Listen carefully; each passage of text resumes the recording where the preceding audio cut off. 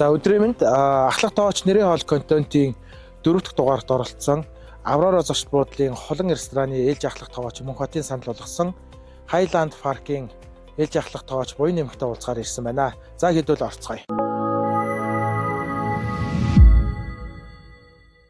За өдрийн мэнд. Сайн байна. Өөрийгөө танилцуулаад хоёулаа яриагаа эхлэе те. За. Энэ өдрийн мэндийг хүргэе. Намайг болохоор Чулуунбаатарын буян нэмэгтэйг Highland Park ресторанд ахлах тоогчоор ажилладаг юм залуу байна. За өнөөдрийн ахлах тоогч нэрийн хоолны цэсэнд ямар хоолнууд байна? За өнөөдрийн цэсэнд болохоор ер нь Монгол оронд байдаг, ургадаг ийм хүнсний бүтээгдэхүүнээр голчлон ашиглаж хийсэн байгаа. За 4 курс хоол байгаа. Эхнийх нь болохоор үхрийн хил, чөмхтэй, аттай зэрэг. За шилэн дээр болохоор браун бисквит буюу тэгээ самбар хот юм шүл байгаа. За үндсэн хоолн дээр болохоор хөвслийн цаан загсыг сонгож тусгаар аргаар боловсруулж хийсэн байгаа. Десертэн дээр болохоор чицэргэн жимс ашиглаж мөс кейк хийсэн.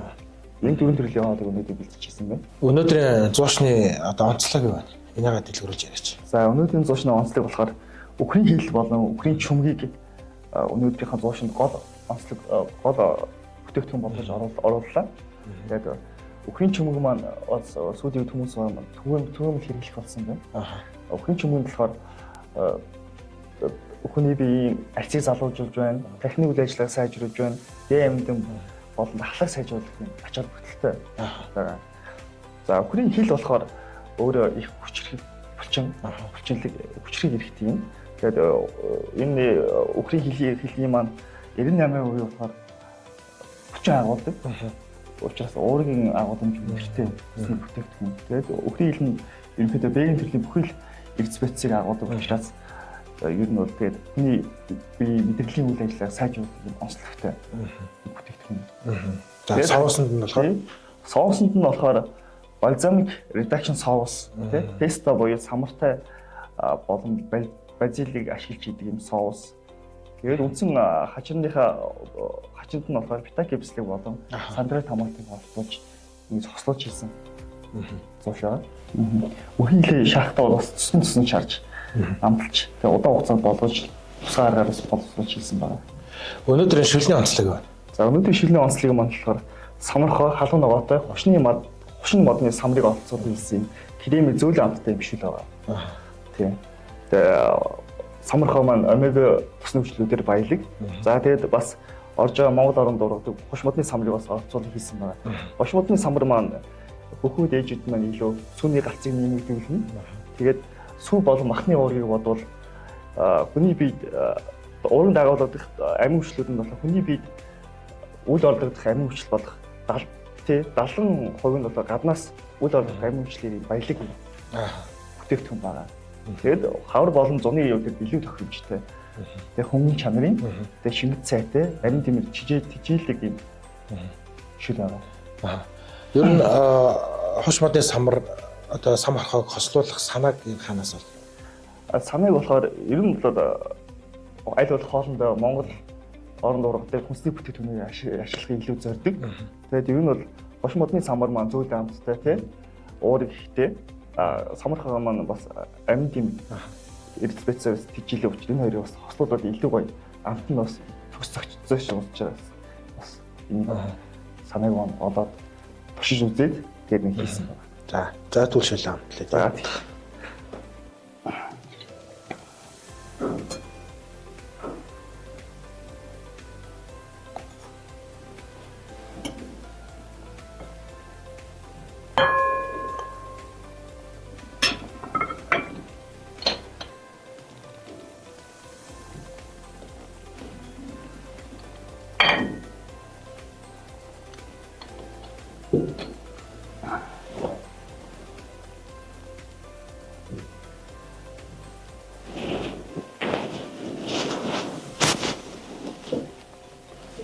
За сайхаллаа. За баярлалаа сайхан. Эмхүү шилтнээр бас сүүгээр бас кавер хийж их зүйл амт явуулсан. Шинэж гисэн байгаа шүү.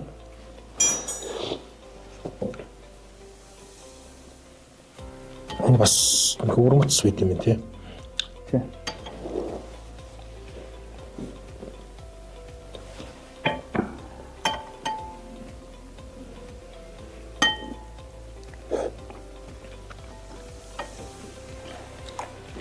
Янзаа. За өнөөдрийнхөө үндсэн олонд болохоор хөвсгөлийн цагаан загсыг давсаар битүү ухчаад амталж болгосон байгаа. За үндс бол задлах уу? За.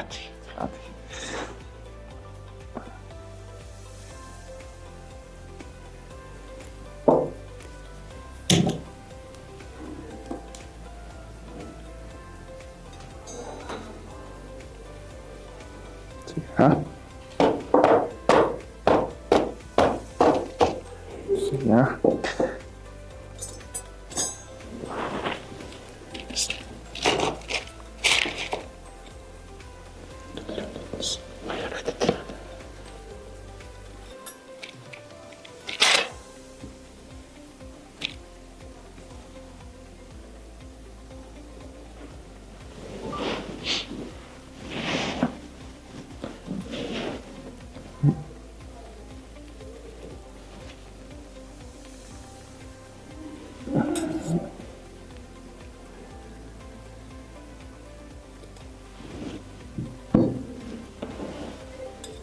За, тооноч.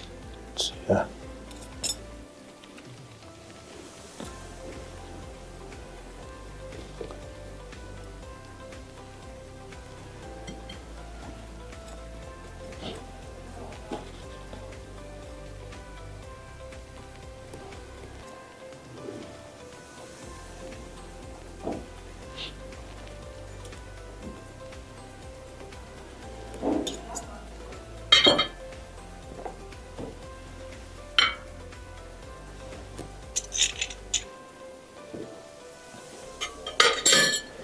За тартаа соус буюу цагаан загсны илүү гоё зогсож байна.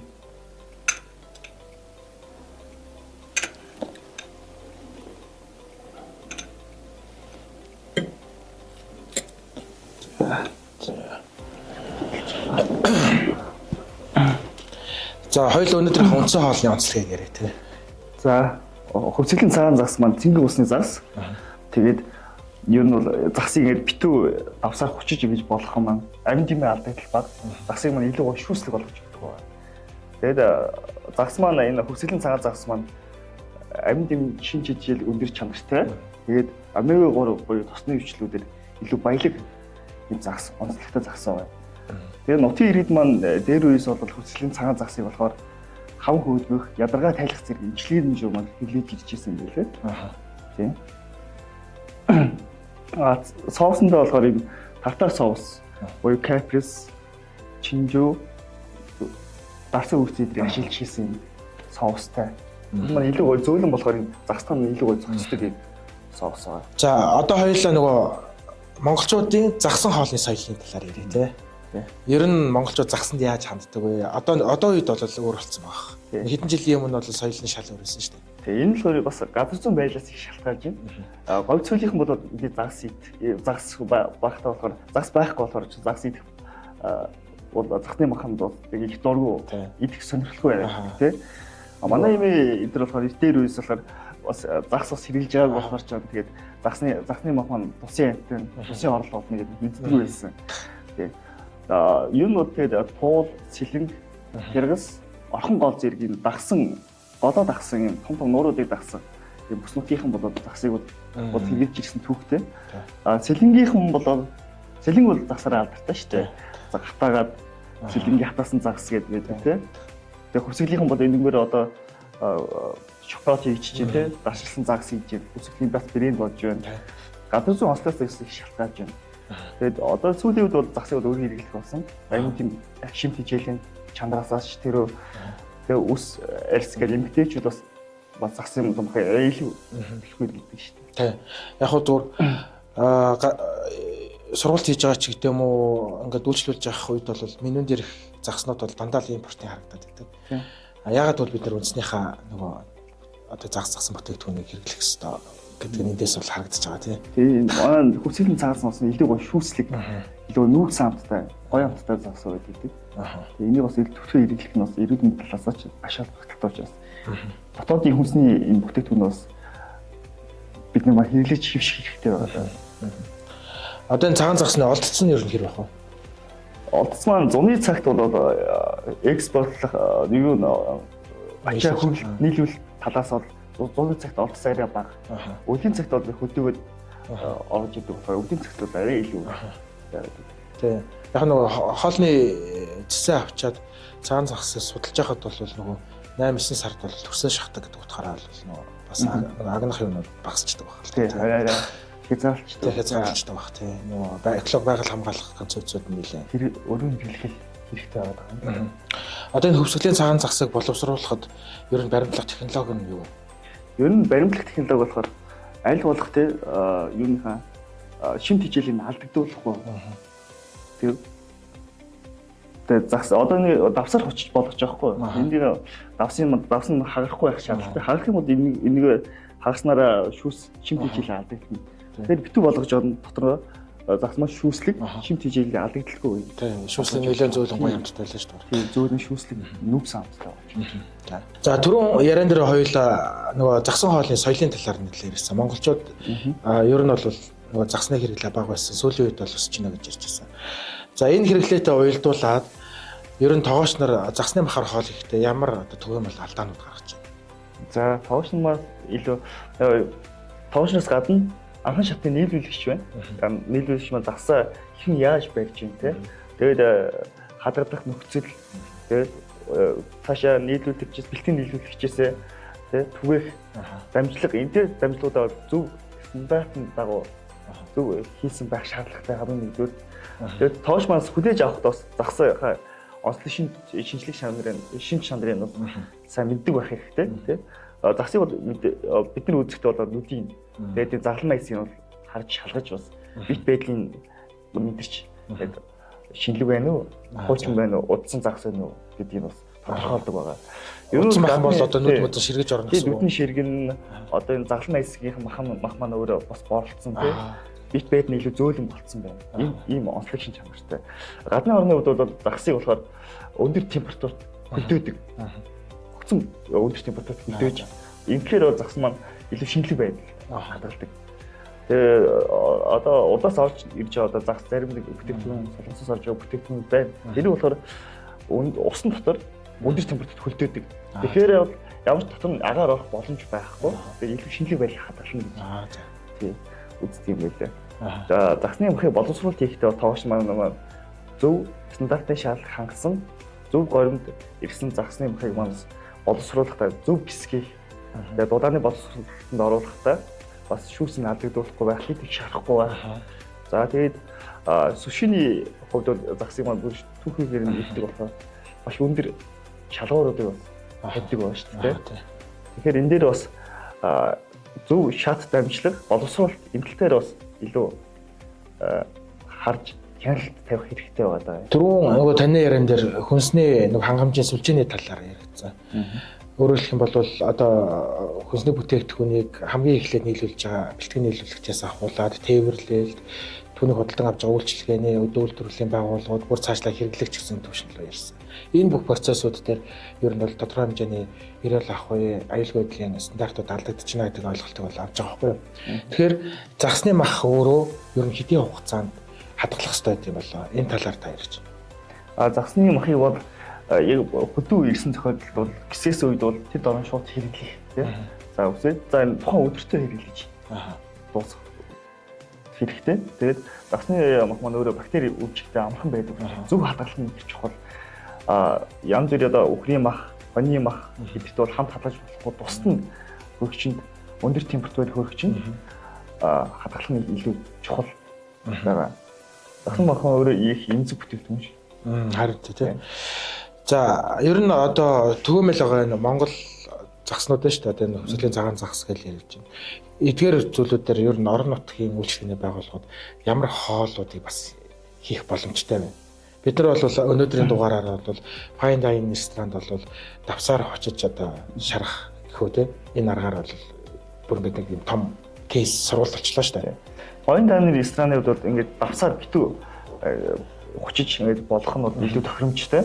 Орон нутгийн хувьд бол тоогч нар маань өөрсдөө илүү сорж те янз бүрийн хоолыг туршиж үзэж те шүл, салаад энэхүү засаар хийж болно. Шүл, салаад, үндсэн хоол, за хуурч, чанж, дулааны олон аргуудыг хослуулж хийж өчр үзэх хэрэгтэй. Эдгээр өөрөөсөө манай өөрийн гэсэн шин санаанууд бий болгоод өөрсдийн гэсэн нэрийн хоолуудыг бас энэхүү дотоодын бүтээгдэхүүнүүдээр бас бий болгох хичээх зорих хэрэгтэй.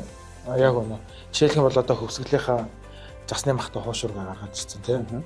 Одоо бол бид нар зөвхөн хуушуур гэдэг нөгөө уламжлалт сэтгэлгээний хуушуур бууд цөөн гэхээс илүүтэйгээр арай нэг энэ хоол үйлдвэрлэлийн салбар нэг төвшин гэхэд өөр нэг төрлийн хоолуудыг гаргах нь чухал гэж тэний яриан. Ер нь бас гадны орнуудаа санаа авдаг ч юм уу тийм. Тэгээд ер нь бол уламжлалт хэм маягийг хатгалаад өөрсдийнхөө онцлог шин чанарыг оролцуулаад ингээд шин төрлийн хоолуудыг эзэлж бий болох хэрэгтэй байна. За хүслийн цагаан загас энэ нь өвчлэн хувь хүмүүс маань нутгийн иргэд болуулж тий түгээж хөрөлтөнд ирдэг байгаа. За энийг болохоор үйлдвэрлэлийн хэмжээнд тодорхой стандартын дагуу англи нийлүүлж за шүлний хэмжээтэй ресторанууд филе маягаар байж болж байна. За шүл маягаар хүмүүс маань ядаргаа тайлбар тий зөвхөн мах идэх зөвхөн шүлийн нууц зориулдаг ч юм уу. Инглин англин ялгаж технологийн дагуу хамгийн гол нь технологийн дагуу хадгалж хэрэглэгчд маань нийлүүлэл илүү зүгээр байгаад байна. Тийм. Тэгээ одоо бол ерөөсөө л ингээл нөгөө баг анх яаж байсан тэрийг шууд хөлдөөгөл нийлүүлээд байгаа шүү дээ. Боловсруулалт шууд нутгийн иргэдэн бариад шууд алаад хөлдөөгөл тэгэл. Тийм. Тэгэхээр бас бид нар нөгөө хөдөлмөрөг хөнгөвчлөх бас нэг юм өвтөг шингэсэн бүтээгдэхүүн болохын тулд орон нутгийн иргэд бэлтгэн нийлүүлж байгаа хүмүүс маань загас болоод бусад хүнсний түүхийд бүтээгдэхүүнийг аган шатны боловсруулалт хийж нийлүүлэх нь зөв юм аа гэдэг санааг илэрхийлж байна. За өнөөдрийн амтлаг хоолныхоо онцлогийг тайлбарлаа. За өнөөдрийн амтлаг хоолнд болохоор Монгол ард маань ургадаг жимсний хаан гэдэг жисрэн жимсээр мускийг хийсэн байгаа. Жисрэн жимс маань болохоор өөрөө ханы томоос урьдчилан сэргийлэх дархлаа дэмжих зорилго манай монголчууд өөр хэрэглэдэг шүү дээ. Энэ болохоор С витаминаар баялаг, омега 3, 6, 9 зэрэг амин хүчлүүдээр баялаг юм жимс байгаа даа. Тэгээд өнөөхөө бол шүүсээр нь бол бид нэр мускийг хийсэн байгаа. Дотоодын үйлдвэрлэгчд маань болохоор жирцэн жимснээр тос хийж байна. Тэгээд үрээр нь болохоор цайны хаанд эдгээр ашиглаж гаргаж байгаа. Тийм. Голтоор бол виски, винодар бас хийж байгаа юм туршлага хийж байгаа. Сүүл юмсууд өөр хэлж байна шүү дээ. Тэгээд айгуу сайн яаж байгаа. За манай хамтран ажиллагч Шидэт хүнсгээд энэ компани Сора Байц чиглэлийг жишээлх юм бол нөгөө тойрог эзэн засгийн онолоор энэ цэцэрганаас гарч ирж байгаа тэр үүрэг хальсыг хаяггүйгээр бас ийм эслэг өндөртэй бүтээгдэхүүн гаргаж ирж байгаа. Тэгээ энийг нь бол бид нар дэмжих зорилгоор хамтран ажиллаж байгаа. Энэ сайн туршлага байгаа. Гой бүтээгдэхүүн гаргасан байна тий. Антиоксидант өндөртэй байгаа. За хоёулаа хүмүүсээ хамтлаа тий. За тийм үү тийм. Цэцэргантай хүмүүсийг хамтлаа.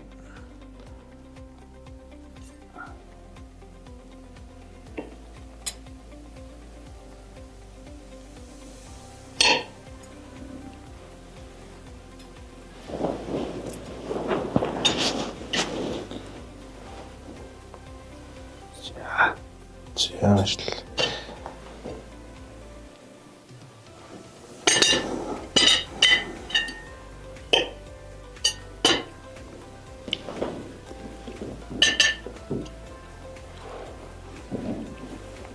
Нэнжа.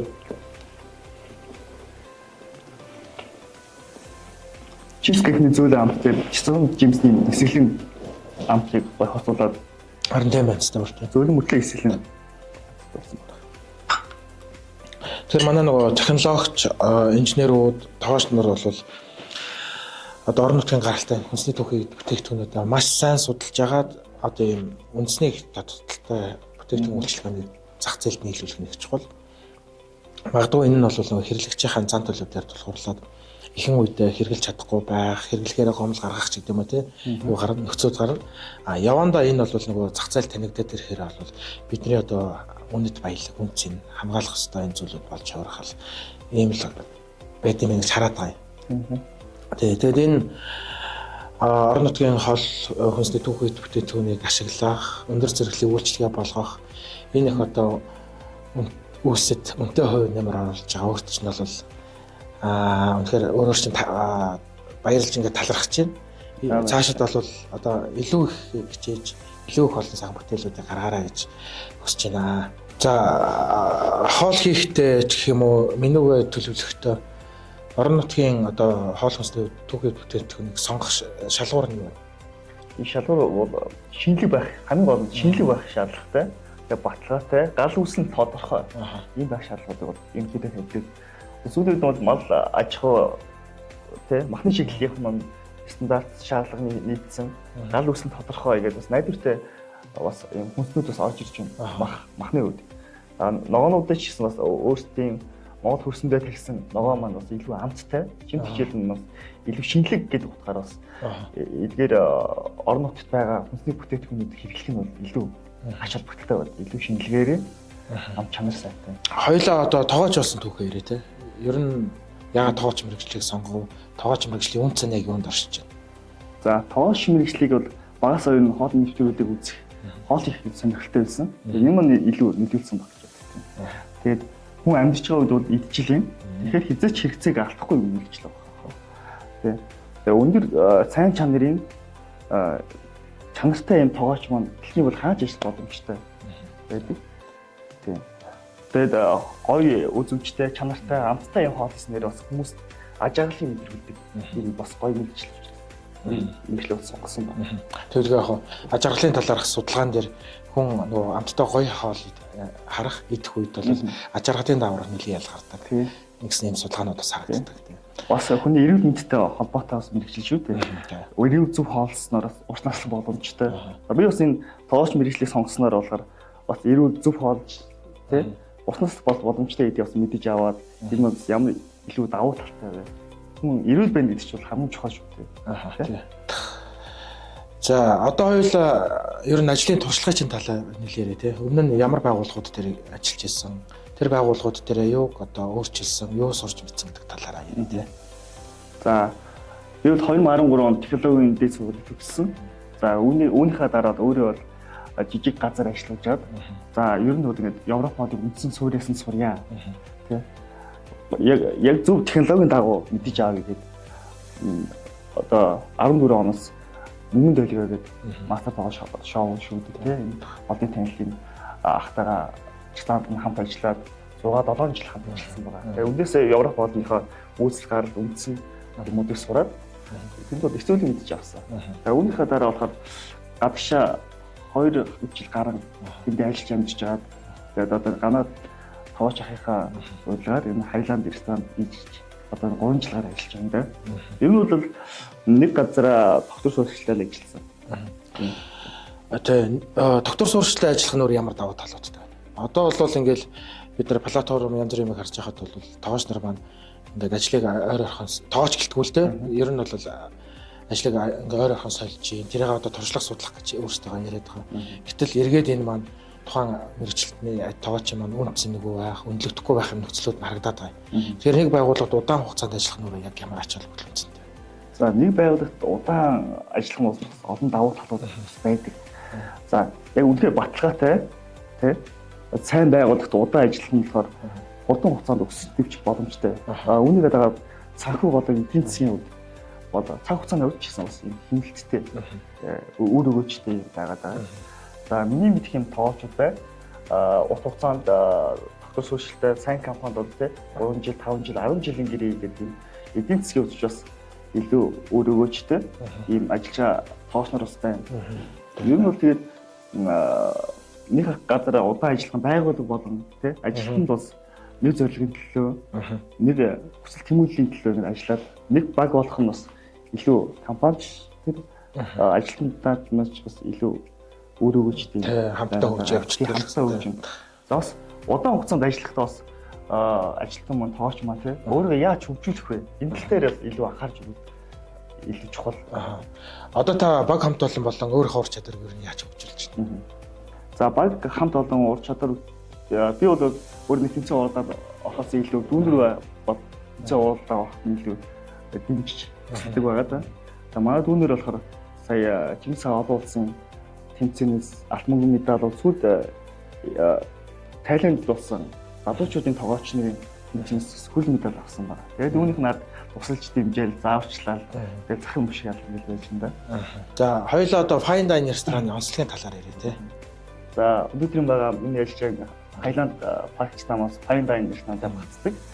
Монголын хамгийн анхны membership хэмжлэлтэй ресторан байгаа.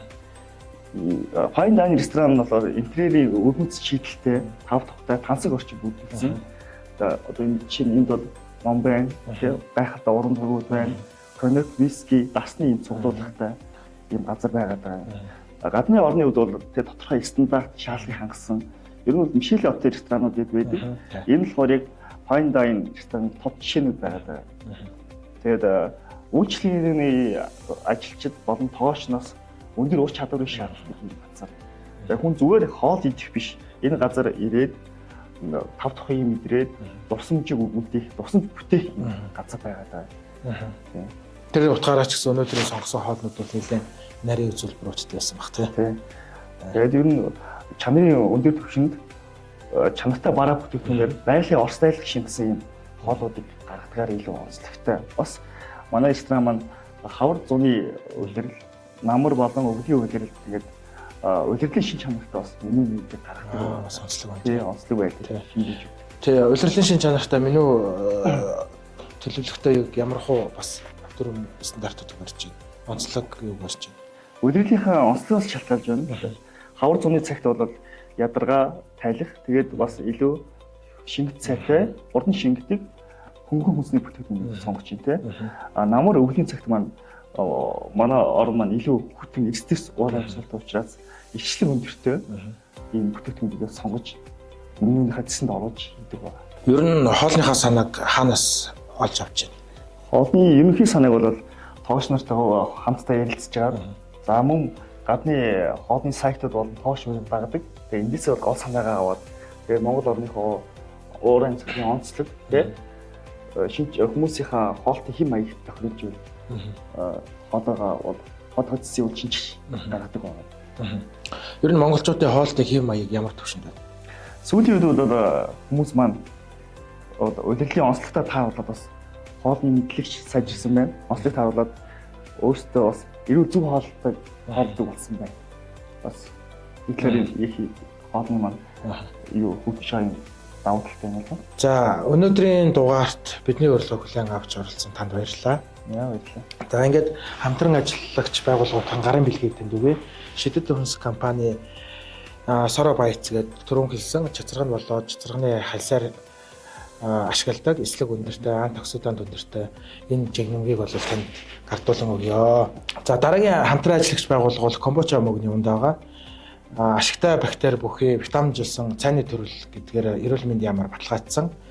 За мөн одоо нийгмийн эрүүл мэндийн үндэсний төвөөс бол энэ комбоча мөгний энэ шошго бол үнэн зөв юм аа гэдэг бол баталж гаргасан байж байгаа.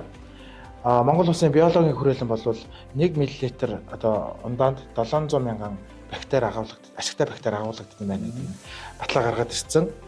За мөн одоо нийгмийн эрүүл мэндийн төвийн одоо хоол судлал шинэ төчлийн лабораторид хийсэн судалгаагаар бол энэ эрдэс одоо ашигтай витаминжуулсан ундаа аймаа гэдгийг бас гаргаад ирсэн. Японд одоо экспортлогддог ийм ундааны дээжийг бас танд өгье. За баярлалаа.